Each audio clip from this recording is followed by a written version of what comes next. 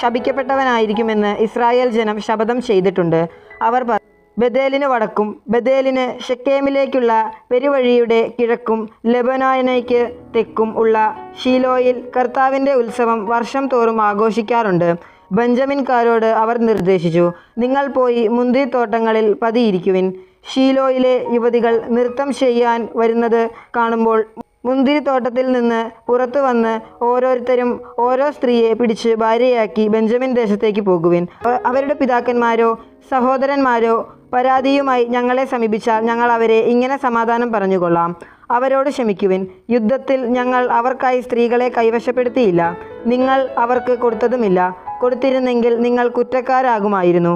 Benjamin ഗോത്രജർ തങ്ങളുടെ എണ്ണത്തിനനുസരിച്ച് ഭാര്യമാരെ നൃത്തം ചെയ്യാൻ വന്ന യുവതികളിൽ നിന്ന് പിടിച്ചുകൊണ്ടുപോയി.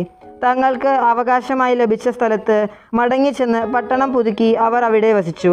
ഇസ്രായേൽ ജനം അവിടെ നിന്നു മടങ്ങി. ഓരോരുത്തരും താന്താങ്ങളുടെ ഗോത്രത്തിലേക്ക്, ഭവനത്തിലേക്കും അവകാശഭൂമിയിലേക്കും പോയി. അക്കാലത്ത് ഇസ്രായേലിൽ രാജാവില്ലായിരുന്നു. ഓരോരുത്തരും തനിക്ക് യുക്തമായി തോന്നിയത് ചെയ്തിരുന്നു. ന്യായാധിപന്മാർ 21-ാം അധ്യായത്തിൽ നിന്നുള്ള ചോദ്യങ്ങളും ഉത്തരങ്ങളും. 1-ാം ചോദ്യം, ഇസ്രായേൽക്കാർ മിസ്പായിൽ ഒന്നിച്ചുകൂടി തങ്ങളുടെ പെൺകുട്ടികളെ ആർക്ക് വിവാഹം ചെയ്തു കൊടുക്കുകയില്ല എന്നാണ് ശപഥം ചെയ്തിരുന്നത്? ഉത്തരം, ബെഞ്ചമിൻ ഗോത്രക്കാർക്ക്. 2-ാം ചോദ്യം, ദഹനബലികളും സമാധാന ബലികളും അർപ്പിച്ചതിനു ശേഷം ഇസ്രായേൽ തിരക്കിയത് ആരെ? ഉത്തരം, കർത്താവിൻ്റെ മുൻപിൽ സമ്മേളിക്കാത്ത ഗോത്രം ഏതാണെന്ന്. 3-ാം ചോദ്യം, ഇസ്രായേലിന് അനുകമ്പ തോന്നിയത് ആരോട്? ഉത്തരം, ബെഞ്ചമിൻ ഗോത്രത്തോട്. 4-ാം ചോദ്യം, യാബേഷ് ഗിലെയാദിലെ നിവാസികളിൽ ഒരുവൻ പോലും അവിടെ ഉണ്ടായിരുന്നില്ല. എപ്പോൾ? ഉത്തരം, ജനത്തെ എന്നി തിട്ടപ്പെടുത്തിയപ്പോൾ.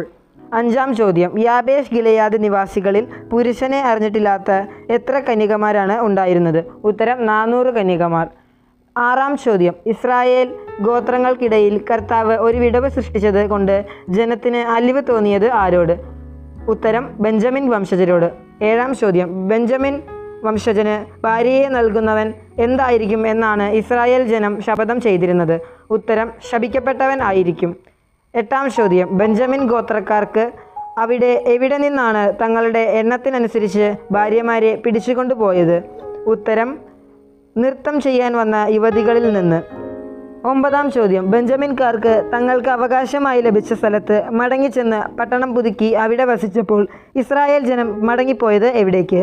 ഉത്തരം, താന്താങ്ങളുടെ ഗോത്രത്തിലേക്കും ഭവനത്തിലേക്കും അവകാശഭൂമിയിലേക്കും.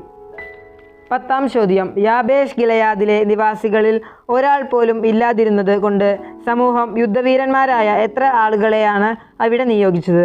ഉത്തരം, 12,000 പേരെ.